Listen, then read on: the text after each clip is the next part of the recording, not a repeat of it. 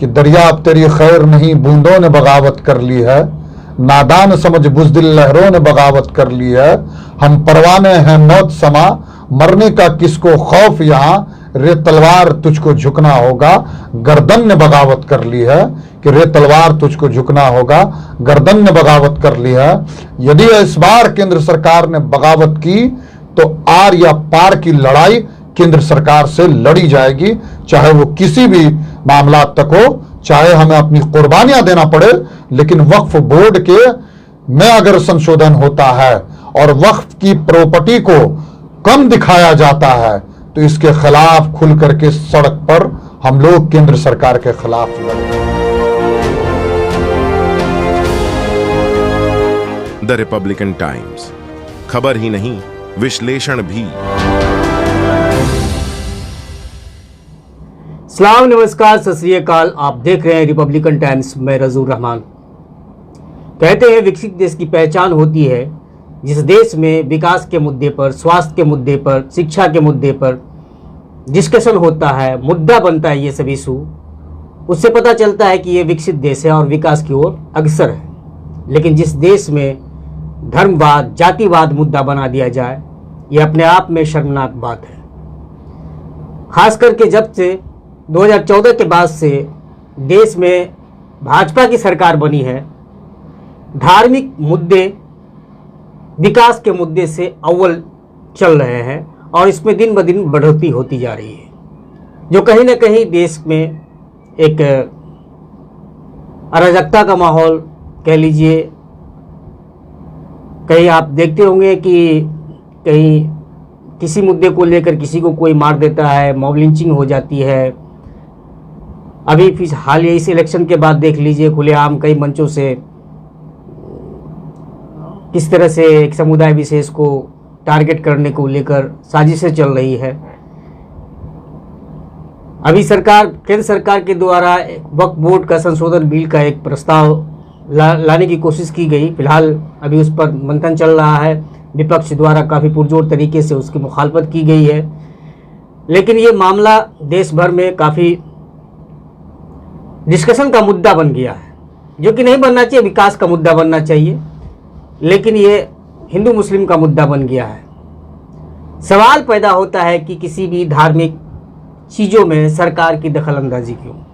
संविधान ने सबको अपने अपने धर्म में खुद मुख्तार बनाया है। अपने धर्म की प्रॉपर्टी हो या धार्मिक चीज़ हो, उसको अपने हिसाब से वो इस्तेमाल कर सकते हैं, उस पर चल सकते हैं।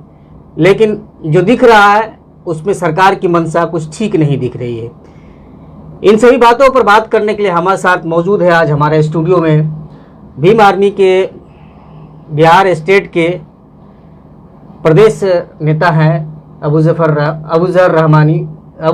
खान, और भीम आर्मी के आप कौन? बिट्टू रावण जी।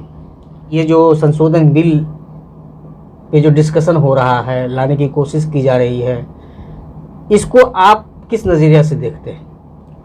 देखिए रज़ीउर रहमान साहब, सबसे पहले आपके चैनल को मैं बहुत बहुत धन्यवाद देता हूं और बहुत बहुत शुक्रिया कि आपने हमें अपनी बात को अपने चैनल पर कहने के लिए मौका दिया। और सबसे पहले ये लोगों को समझने की ज़रूरत है कि वक्फ बोर्ड क्या है और वक्फ जो इतना डिस्कशन जो एक प्रोपेगेंडा के तहत चुनाव के फौरन बाद लाया गया, वो क्या है उसको समझने की ज़रूरत है। वक्फ जो है, जो हमारे बाप दादाओं ने, जो हमारे पूर्वजों ने, जो मुसलमानों ने अपनी ज़मीन जो वक्फ की गरीब, बेवा, मिस्कीन के लिए वो दी हुई ज़मीन, चाहे वो ज़मीन हो, चाहे वो प्रॉपर्टी हो या पैसा हो, कुछ भी हो, उसको कहते हैं वक्फ। जो वक्फ बोर्ड बनाया गया वो इसलिए बनाया गया कि ताकि मुसलमानों ने जो अपनी ज़मीन दी है या पैसा दिया है, वो उसकी रखवाली सिर्फ निगरानी करने के लिए एक बोर्ड का गठन कर दिया गया। जैसे आप ज़्यादा दूर नहीं जा करके, आप यहीं इसी मधेपुरा की समाजवाद की धरती पर आप चले जाइए सिंहेश्वर मंदिर के अंदर एक ट्रस्ट बनाया जाता है। जो पुजारी लोग जो आते हैं या जो पैसा आता है मंदिर के अंदर, उसकी देखभाल, उसके हिसाब किताब के लिए एक ट्रस्ट बनाया जाता है, और वो ट्रस्ट जो है उस पूरे हिसाब को, पूरे ब्यौरे को लेकर के वो पेश करती है। उसी तरह वक्फ है, वक्फ बोर्ड में जो हमारे पूर्वजों ने जो ज़मीनें दी गरीब बेवा मिस्किनों के लिए, वो वक्फ बोर्ड बनाया गया, और वक्फ बना करके उसको जो है उन सारी ज़मीनों को निगरानी करने के लिए दिया गया, जिसमें अब भारत सरकार ये कहती है, ये लड़ाई यहीं से नहीं शुरू हुई, ये लड़ाई ब्रिटिश शासन से शुरू होती है। ब्रिटिश शासन में 4 जजों की बेंच बैठती है और इसको वक्फ बोर्ड को बिल्कुल ख़त्म करने का आदेश देती है। उस वक्त भारत के तमाम हुक्मरानों ने पुरजोर इसका विरोध किया और ये कहा कि ये कतई बर्दाश्त नहीं करेंगे। ये वक्फ जो है ये मुसलमानों के जो बेवा और गरीब हैं, मिस्किन है, ये उनके मदद के लिए है, ये उनका अपना पर्सनल है। तो उसको भारत के तमाम लोगों ने उसका पुरजोर विरोध किया और वक्फ वहाँ से बची। उसके बाद जब 1955 में जवाहरलाल नेहरू जी ने उसको जो फिर से संशोधन किया, और उसमें जो है जो वक्फ में, जैसे हमने अगर ज़मीन दान की या आपने ज़मीन वक्फ को दिया, तो उसमें वक्फ जो ज़मीन दिया है, तो उसमें वक्फ के मालिकों में से जो है, जैसे आपने अगर दी है तो आपने ये लिख दिया कि मेरे आलो औलाद में से या मेरे आने वाली जनरेशन में से जो है कोई इसकी देखभाल करेगा, लेकिन आपकी निगरानी में रहेगी। अगर कहीं इसका यूज़ होता है तो उसमें मेरे अहल औलाद को भी शरीक किया जाए। लेकिन इस कानून को भी 1995 में संशोधन कर दिया गया, और संशोधन करके ये कह दिया गया कि जो ज़मीन वक्फ को दे दी गई है उस ज़मीन में अब आपका कोई वक्फ का मतलब है कि मतलब जो भी वक्फ में लोग अपनी चलाचल संपत्ति देते हैं वो तो अल्लाह के नाम पे देते हैं, ताकि खिदमत खल्क किया जाए, उसको जो भी गरीब मिस्कीन है समाज में उसको मदद की जाए, उसकी मदद। और ये जो वक्फ का निज़ाम जो है ये इंडिया में नहीं, ये तो नबी के समय से 1400 साल पहले से शुरू है, और उसी समय से हमारे नबी आप सल्लल्लाहु अलैहि वसल्लम ने इसका जो निज़ाम शुरू किया था। 600 खजूर के दरख्त लगाए थे, क्योंकि उस वक्त गरीबी की आलम थी, ताकि गरीबों को मदद किया जाए। उससे जो आमदनी होने वाली थी, तो मक्का के लोगों को, जो गरीब तबका के थे, जो गुलाम थे, जो बड़े बड़े दौलतमंद के पास गुलाम थे, काफ़ी अजियत दी जाती, प्रताड़ना मिलती थी, उन लोगों को आज़ाद कराने की नीयत से तो इसकी शुरुआत हुई। अब खलीफा दोम से इसको एक नाम दे दिया गया, और एक सिलसिला से चलता रहा, चलता रहा। तो ये आज का सिलसिला है नहीं। आपको एक बात बता देती, ये भी जानकारी मिल रही है कि ये जो वक्फ बोर्ड है मुसलमानों की, इसी तरह का वक्फ बोर्ड हर मजहब के लोगों की है, हर मजहब लोग के लोगों, ईसाई की भी है, हिंदू की भी है, क्रिश्चियन की भी है, सभी की है। लेकिन उसमें कोई दखल अंदाजी सरकार नहीं करती है, और ना ही करनी चाहिए सरकार को, क्योंकि किसी का भी धार्मिक मामला उसका अपना पर्सनल मामला है, सरकार को उससे इंटरेस्ट नहीं लेना चाहिए। लेकिन आप देखिए यहाँ सरकार की मंशा, यहीं पे सवाल पैदा होती है कि उसमें सरकार की दखलंदाजी नहीं हो रही है। सवाल पैदा हो कि फिर मुसलमानों की जो मिल्कियत है ये वक्फ बोर्ड के नाम से, इसमें दखलंदाजी सरकार कर रही है, क्यों कर रही है? ये देखिए, इसमें जो तीसरा सबसे अहम पॉइंट है वो समझने की हम सब लोगों को ज़रूरत है। भारत सरकार इस बिल में संशोधन करना चाहती है, 40 प्रस्ताव इसमें लाना चाहती है, जिसमें प्रस्ताव ये भी है कि उसमें 13 सदस्यीय कमेटी एक वक्फ की गठित की जाएगी, जिसमें लगभग 5 से 7 जो है गैर मुस्लिम भी उस कमेटी में रखे जाएंगे, और उसके कलेक्टर या जो ना कुछ जो है जिला मजिस्ट्रेट जो सर्वसर्वा जो ना मतलब वो होंगे। उसमें भारत सरकार ये भी संशोधन करना चाहती है कि जो 9 लाख एकड़ जो जमीन है, भारत सरकार उसको आधी जमीन बता रही है वक्फ की। वो कहती है कि सिर्फ आधी है।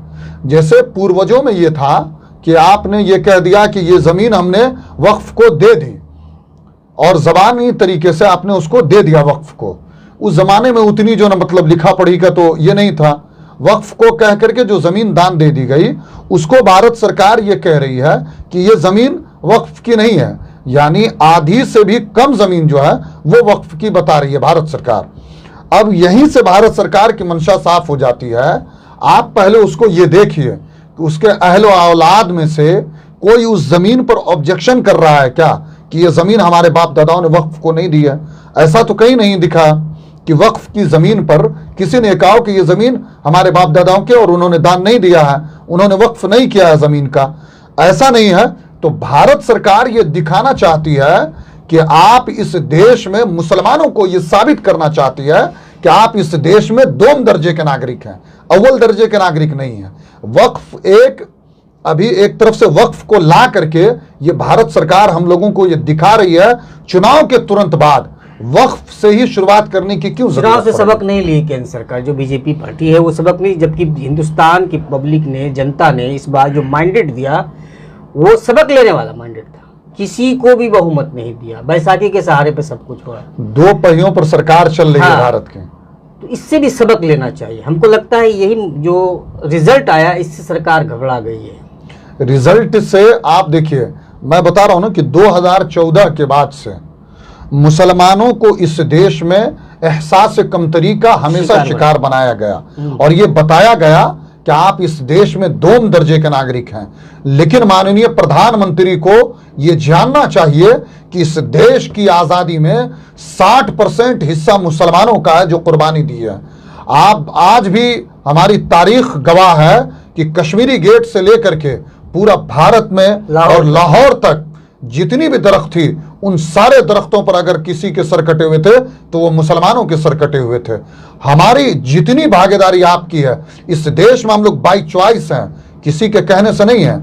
जब इस देश का 2 टुकड़े किए जा रहे थे, उस वक्त भी हमें यह था कि हम कहीं जा सकते थे, लेकिन हमने हमारे बाप दादाओं ने इस देश को चुना, भारत को सबसे पहले अव्वल दर्जे का चुना।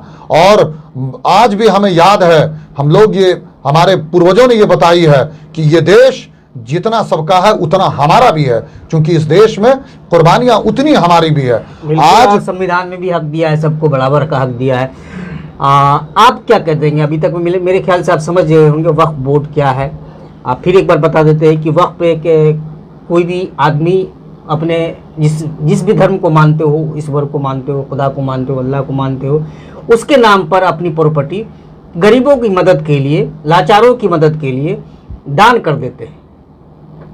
तो वो प्रॉपर्टी उसकी मिल्कियत होती है। सपोज दैट अभी जैसे सिंहेश्वर मंदिर देख लीजिए, वो ट्रस्ट बना हुआ, उससे लोगों की मदद होती है। तो सेम लाइक इसी तरह का ये चीज़ है। आप क्या सोचते हैं, क्या कहना चाहते हैं? ये जो सरकार जो वक्फ बोर्ड संशोधन बिल लेके आई है, इस पर आपका नजरिया क्या कह रहा है? सबसे पहले अपना तारुफ दे दीजिए। सबसे पहले मैं द रिपब्लिक टाइम्स का धन्यवाद देना चाहता हूं। मेरा नाम बिट्टू रावण हुआ, भीम आर्मी संगठन से ताल्लुकात रखते हैं। और जहां तक आपका सवाल है वक्फ बोर्ड का, तो सब धर्म का अपना अपना एक बोर्ड है, बिल्कुल अपना अपना एक ट्रस्ट चलाती है। और उस ट्रस्ट के सर्वोसर्वा उस धर्म के जो लोग होते हैं वो होते हैं, न कि सरकार होती है। उनका एक अपना कायदा कानून होता है। जिस प्रकार हिंदुओं का मंदिर है, उनके ठेकेदार ब्राह्मण होते हैं, चलाने वाले ब्राह्मण होते हैं, सर्वोसर्वा उन्हीं का माना जाता है जो पुजारी होते हैं, वही देख रेख बाकी चीज वही खाता देखते हैं। ठीक उसी प्रकार अन्य धर्मों के लोगों का भी है। तो यह जो जब से बीजेपी सरकार आई है 2014 से, वह अलग अलग जाति विशेष और अलग अलग धर्मों को टारगेट करके करते हैं, खासकर मुसलमान और दलितों को करते हैं। मुसलमान को आप देख लीजिए, इससे पहले CAA और NRC लाया गया, उसमें मुसलमानों ने अपनी एकता दिखाई और सरकार को वापस लेना पड़ा। और यह इससे कुछ दिन पहले ही एक क्रीमी लेयर लाने की बात हो रही थी SC/ST में, और SC/ST ने सड़कों पे जब आंदोलन किया तो उनको भी वापस अभी तक नहीं लिए हैं, मगर लाने की बात चल रही है। ठीक उसी प्रकार अलग अलग खंडन करना चाहती है। मंशा यही है कि 2024 में भारत की जनता ने जो उनको मुंहतोड़ जवाब दिया है, वह विचलित हो गई है। उनको सूझबूझ नहीं दिखा रहा है कि हमको क्या करना है। वह तोड़ना चाहती है सबको। फूट डालो राज हाँ, करो। फूट डालो राज करो, अंग्रेज वाला शासन, वही प्रकार की उनकी मंशा है। और यह जो लाना चाहती है यह बिल्कुल गलत है। और देख लीजिए, अभी जो वक्फ बोर्ड है, इस बोर्ड में जितना भी सब कुछ है, सरकार जो दिखा रही है, जो बायोडाटा दिखा रही है सरकार, कितना है तो बहुत कम ही दिखा रही है। लेकिन कभी मंदिरों का बायोडाटा, कितना पैसा है, कितने एकड़ में जमीन में है, कितना लोगों ने दान किया, कभी देखे कि कभी शो किया है? नहीं, उस पर तो जाना ही नहीं। किसी के धर्म के बीच में नहीं। हम हिंदू धर्म से हैं, मतलब हाँ। एक मेरा सवाल है। हाँ। हम हिंदू धर्म से हैं, हम हिंदू धर्म से हैं, तो हम अपने सवाल कर सकते हैं, ऐसी बात नहीं है। जब मान लीजिए किसी भी देखिए, आप जिस भी धर्म से ताल्लुकात रखते हैं, हम किसी भी धर्म से ताल्लुकात, सबको अपनी अपनी आजादी है, बोलने की आजादी है, धर्म में रहने की आजादी है। और जो धर्म का अपना एक जो नियम तरीका हाँ, है। नियम तरीका है उसका एक अलग है। बाबा साहब अम्बेडकर जब संविधान बनाए तो सब धर्म को अपनी अपनी एक आज़ादी दी है कि सब धर्म अपने जो भी धर्म को मानने वाले लोग हैं अपने अपने अनुसार मान सकते हैं और रह सकते हैं इस देश में, और न कि सरकार को छेड़छाड़ करने का कोई इस प्रकार का कोई प्रावधान है। यह सरकार की मंशा बिल्कुल गलत है, इस तरह से नहीं होना चाहिए। इसमें जो भी जानकार लोग हैं, जिसे अभी देख रहे हैं कि सारी जो तंजीम मुस्लिम तंजीम है, कभी नीतीश कुमार से मिल रही है, बिहार की बात करें तो तेजस्वी से, चिराग पासवान से, फिर इधर उधर हर जगह लोगों से मिल रहे हैं सब लोग। इन लोगों को इन लोगों का मानना है कि अगर ये बिल पास हो जाता है और कलेक्टर को पावर मिल जाता है तो फिर वक्फ की ज़मीन पर जो चाहेगा कलेक्टर कर लेगा। नहीं, उस बात का डर नहीं है। सबसे बड़ा जो खतरा है वो वक्फ को तहस नहस करने का खतरा है। जो 9000 एकड़ जो ज़मीनें हैं, जो भारत सरकार उसको आधे से भी कम ज़मीन बता रही है, सबसे बड़ा खतरा एक ये भी है। दूसरा वो बात का प्रोसेस है कि आप पावर आप किसको दे रहे हैं। और यदि कलेक्टर को पावर दे रही है केंद्र सरकार, तो कलेक्टर किसके अधिकारी होते हैं? सरकार के होते हैं। ज़रूरी नहीं है कि सभी कलेक्टर ईमानदार हो। अभी हाल में ही मध्य प्रदेश में आपने देखा होगा खबरों में जी कि 2 मर्डर का मामला हुआ। एक जैन परिवार से ताल्लुक़ रख रहा था, एक हिंदू परिवार। तो हिंदू परिवार से जो पीड़ित थे उसमें आरोपी मुस्लिम था, और जो जैन परिवार का था उसमें आरोपी हिंदू था।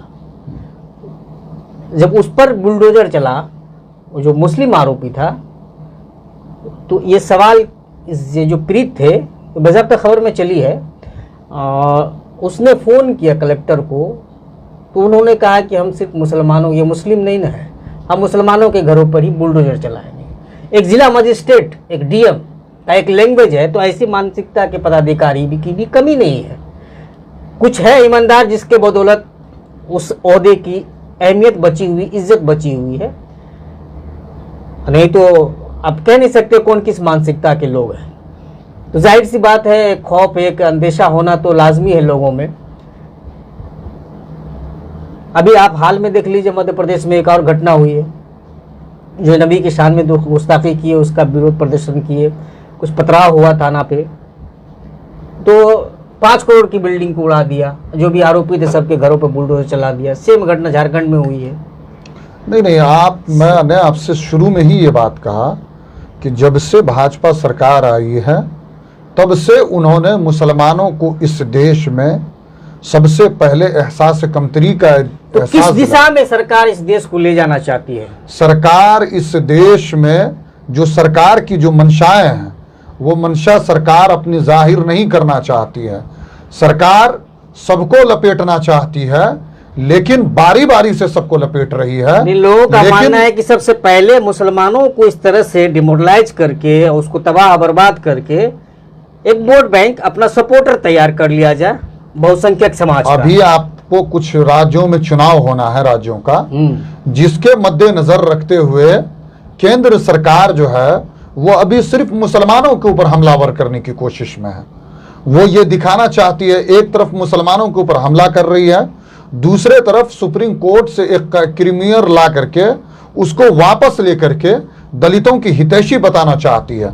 2024 के चुनाव में जिस तरह से विपक्ष ने एक मजबूत आवाज बनाई और ये दिखाया कि केंद्र सरकार अगर आती है पूर्ण बहुमत के साथ तो वो इस देश में संविधान को बदल देगी, तो उस संविधान को भाजपा ये दिखाना चाहती है कि हम संविधान के हितैषी हैं, संविधान के खिलाफ नहीं है। लेकिन जबकि यदि आप भाजपा के उन तमाम नेताओं का बयान सुनिए 2024 के चुनाव से पहले, लोकसभा चुनाव से पहले, कि उन सारे लोगों ने ये कहा था कि अगर हम पूर्ण बहुमत के साथ आएंगे तो इस देश के संविधान को हम लोग चेंज करेंगे, मनुस्मृति को इस देश में लागू करेंगे। मैं उन बातों पर नहीं जाना चाहता हूं, लेकिन मैं माननीय प्रधानमंत्री से ये सवाल पूछना चाहता हूं कि क्या इस देश में सिर्फ और सिर्फ आप एक जाति, एक समुदाय, एक धर्म को टारगेट करके उन लोगों को आप क्या एहसास दिलाना चाहते हैं? याद रखिएगा कि हम वो लोग हैं जिन लोगों ने इस देश की आज़ादी में अंग्रेज़ों से लड़ने में कदम से कदम मिला करके साथ रहे। हम लोगों ने सबसे पहले अपनी कुर्बानियों को दी और आज भी इस देश के लिए अगर हमें कुर्बानी देनी पड़े तो हम तैयार हैं उसके लिए। आज भी हम पीछे नहीं हट रहे माननीय प्रधानमंत्री जी। और आपको ये बात साबित करके हम लोग दिखाएंगे कि जब भी आप इस देश में हम लोगों को दोम दर्जे का नागरिक साबित करने की कोशिश करेगा, उस वक्त हमारे लिए सदन भले ही सूनी पड़ जाए लेकिन सड़कें हमारे लिए आज भी आबाद है और उस सड़क पर आपको आकर के अपनी ताकत का एहसास दिलाएंगे। मुस्लिम personal law board, Jamiat Ulama Hind, इमारत शरिया, ऐसी तमाम संगठनों ने मिल करके एक संयुक्त प्रेस कॉन्फ्रेंस अभी दिल्ली में किया है वक्फ पर, कि यदि वक्फ पर केंद्र सरकार अपनी चीजों को वापस नहीं लेती है तो हम लोग पुरजोर तरीके से विरोध करेंगे और एक संवैधानिक और कानून के दायरे में रह करके हम लोग विरोध करेंगे और सरकार को झुकाने का काम करेंगे। जब भी याद रखिएगा कि जब भी इस देश में कोई नेता अपने आप को ये देश सिर्फ आपका नहीं है, ये देश जितना आपका है उतना हमारा भी है माननीय प्रधानमंत्री जी। इस देश में कुर्बानियां हमारी भी हैं। अगर आप ये सोचते हैं कि इस देश में हमें आप डरा करके मुसलमानों को एहसास कमतरी का दोम दर्जे का नागरिक साबित करके रखना चाहते हैं तो यह बर्दाश्त नहीं होगा। अगर सदन में हमारी बात नहीं उठाई गई तो सड़क पर हम लोग फिर से आंदोलन करके केंद्र सरकार को झुकाएंगे। जातिवाद का तो जहाँ तक ये तो सियासतदानों का ही फल है। शुरू से ही जातिवाद में बांटा गया है लोगों को, इससे कोई इनकार नहीं कर सकता। वो साथ ही अपना वोट बैंक बनाने के लिए शुरू से ही सरकार जिसकी भी रही हो जातिवाद में बांटा है। वो तो शुक्र मनाए कि भीमराव अंबेडकर, हालांकि उसको भी वो संविधान ना लिख सके, वो भी चाल चली गई, उनके लिए भी खिड़की और दरवाजे बंद किए गए। बहुत धन्यवाद। उसमें भी मुस्लिम ही सांसद थे जिन्होंने अपना इस्तीफा देकर भीमराव अंबेडकर को ना सिर्फ वहां से लड़ाया बल्कि फतह हासिल करवा के और सदन भेजा ताकि आप संविधान लिखें। जो आज लोग को आरक्षण मिल रहा है, बहुत जो दलित लोग हैं, जो पिछड़े लोग हैं, शोषित लोग हैं, जिनको बराबरी में बैठने का दर्जा मिलता है, वो संविधान के बदौलत ही मिल रहा है। वो भीमराव अंबेडकर की देन है। इस देश में यदि सबसे ज्यादा प्रताड़ना किसी समाज को झेलना पड़ा है तो वो एससी और एसटी समाज को झेलना पड़ा है। इस देश में उनको चापाकल से पानी पीने तक का अधिकार नहीं था। उस दौर में डॉक्टर बाबा साहब भीमराव अंबेडकर ने इस देश में आकर के संघर्ष की बदौलत आज तक इस देश का इतिहास है कि यदि कोई समाज, कोई समुदाय सबसे ज्यादा संघर्ष करके अपने अधिकारों को पाया है तो वो एससी और एसटी समाज है, जो आज भी लड़ करके हर चीज इस देश में फतह करता है। और मुझे लगता है कि अब इस देश में मुसलमानों को भी ठीक उसी तरफ अपना रुख करना चाहिए कि लड़ करके अपने अधिकार को संवैधानिक दायरे में रह करके ये लेने की जरूरत है। और इस देश में जब तक आप अपने अधिकार को, अपनी लड़ाई को लड़िएगा नहीं, तब तक आपको इस देश में कभी भी कुछ नहीं मिलने वाला है सिवाय एहसास कमतरी के।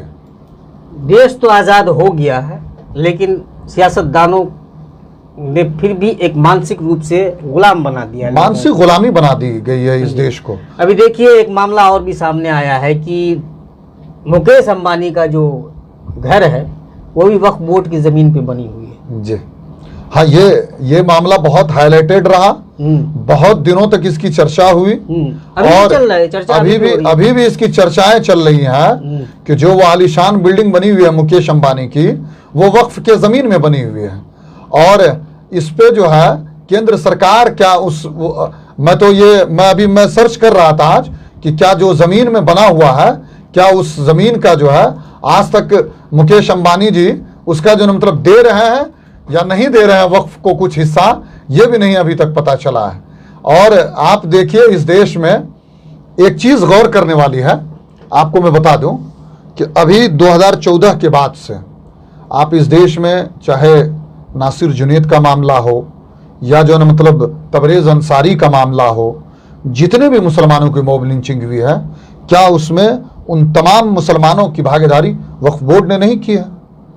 तबरेज अंसारी के यहाँ झारखंड जा करके दिल्ली वक्फ बोर्ड के उस वक्त के जो मतलब अध्यक्ष थे अमानतुल्लाह खान, उन्होंने जा करके जो है 7.5 लाख रुपया या 10 लाख रुपया जो है, मुझे ये पूरा कंफर्म नहीं है, लेकिन उन्होंने जाकर के वक्फ की तरफ से दिया था। तो वो किस लिए दिया गया?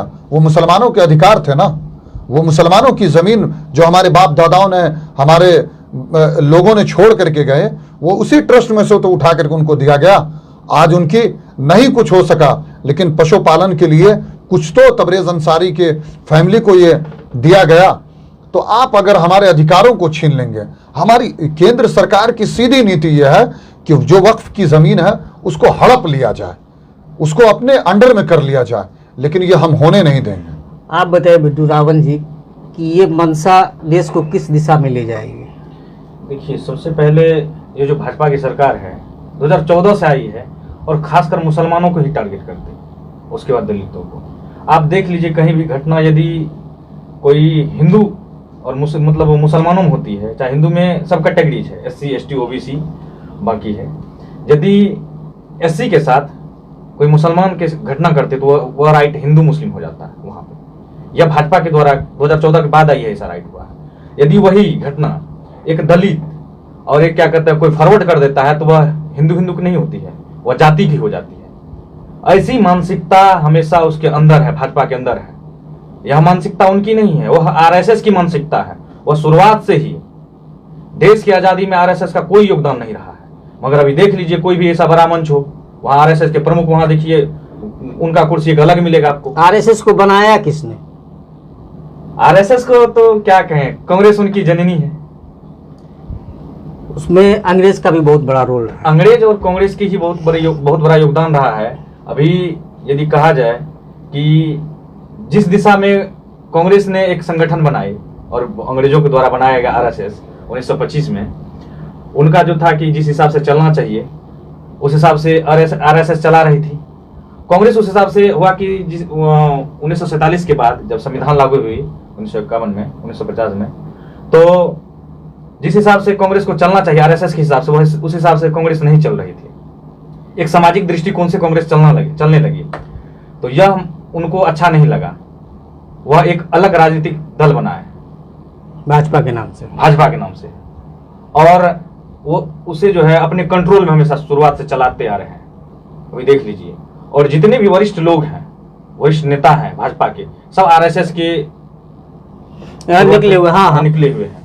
नहीं, हम कह रहे हैं कि अगर इस तरह का माहौल रहेगा, ये तो तनाव बढ़ता ही जाएगा, लोगों में दूरियां, नफरत की सियासत तो खुलेआम होती है। खुले मंचों से मुसलमानों को मारने काटने की, कल भी योगी जी भाषण दिए हैं। उनका भी एक डराने वाला, एक हिंदू समुदाय को डराने वाला, एक मुसलमान से डराने की जो प्रथा है, हम कहते हैं कि अगर सही से जोड़ा जाए तो लगभग 1000 साल मुगलों का शासन रहा।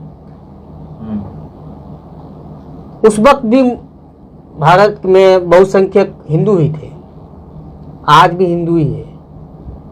तो उस वक्त तो डरा नहीं, आज क्यों डराया जा रहा है? देखिए, अभी आप देख लीजिए, सिर्फ जो भाजपा सरकार है सिर्फ ये कहेगी मुसलमानों से खतरा है। क्या खतरा है? अब देख लीजिए, देश के प्रधानमंत्री हिंदू, उप प्रधानमंत्री हिंदू, बहुत से राज्यों के मुख्यमंत्री हिंदू, राज्यपाल हिंदू, आपके विधायक संसद जितने भी सारे हिंदू। अब किस मुसलमान से आप खतरे की बात करते हैं? हम तो कह रहे हैं कि जिस खतरा उसको इस बात से है, जरा गौर कीजिए कि जो अब की बार 2024 में मुंहतोड़ जवाब दी है। आप देख लीजिए एक बार, यहाँ पूरे भारत में इंडिया अलायंस को वोट पड़ी है, SC ST और माइनॉरिटी कम्युनिटी का वोट अच्छा खासा इंडिया अलायंस को पड़ी है। और जहां क्या कहते हैं इंडिया अलायंस को वोट नहीं पड़ी है, वहां मुसलमानों ने एकजुट होकर वोट दिया है। यहाँ उदाहरण 2 है।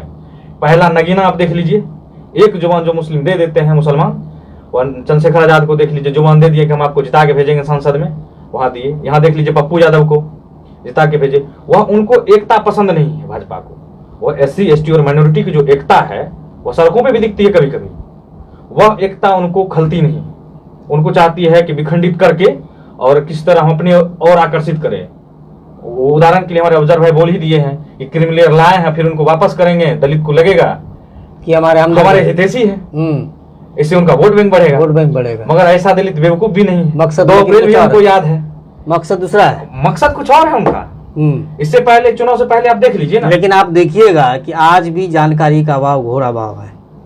इस देखिए हकीकत बात है कि आप देख लीजिए ना कि आप शुरुआत में ही कहते कि शिक्षा की ओर, स्वास्थ्य की ओर जाना चाहिए जिस सरकार को। विकसित देश की पहचान तो इसी से होगी कि जिस देश में डेवलपमेंट को लेकर बहस हो, डिबेट हो, मुद्दा बने, चर्चा का इशू हो, लगता है कि देश डेवलप कर रहा है। और जिस देश में धर्म जाति को लेकर डिस्कशन हो, आपस में लोग लड़े, बहस करे, सोशल मीडिया पर उसको गाली बकड़ा, वो उसको गाली बकड़ा, क्या ये विकसित देश की पहचान है? नहीं।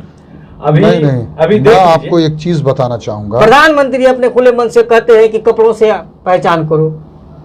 वह अपने ऊपर जो व्यक्तिगत ऊपर जितना खर्च कर रहे हैं, क्या बताइए उससे एक राज्य का। नहीं, सरकार का काम क्या होता है? सब आप कहते हैं सबका साथ सबका विकास, ये कैसी दोहरी नजरिया है? नहीं, अगर केंद्र सरकार को स्टेप लेना है वक्फ बोर्ड पर, तो अगर केंद्र सरकार स्टेप लेना चाहती है तो जो सच्चर कमेटी की रिपोर्ट है, केंद्र सरकार उसको सबसे पहले फ्लैश करे। उसको तो कांग्रेस तक में लागू कर सकी।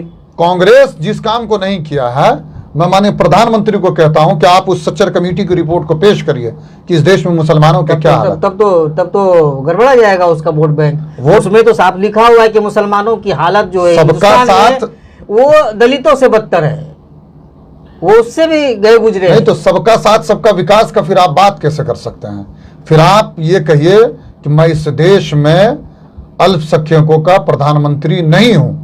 मैं बात सिर्फ करूंगा तो उन 15% की बात करूंगा, मैं पूरे बहुजन समाज की बात नहीं करूंगा, जिसमें SC, ST, OBC और धार्मिक अल्पसंख्यक सारे लोग आते हैं, उनकी बात नहीं करूंगा। मैं बात करूंगा तो सिर्फ मैं 15% लोगों की बात करूंगा, पूरे बहुजन समाज के, और इन लोगों की बात, मैं 85 की बात नहीं करूंगा। प्रधानमंत्री को यह कहना चाहिए, फिर यह नारा नहीं देना चाहिए कि सबका साथ सबका विकास। प्रधानमंत्री जी को मुझे लगता है कि जानकारी का भी बहुत अभाव है। प्रधानमंत्री जी ने इस मरतबा 15 अगस्त पे भाषण दिया। ट्रोल तो हमेशा उनके भाषण में कहीं ना कहीं इतिहास को गलत बोल देते हैं, कहीं कुछ बोल देते हैं।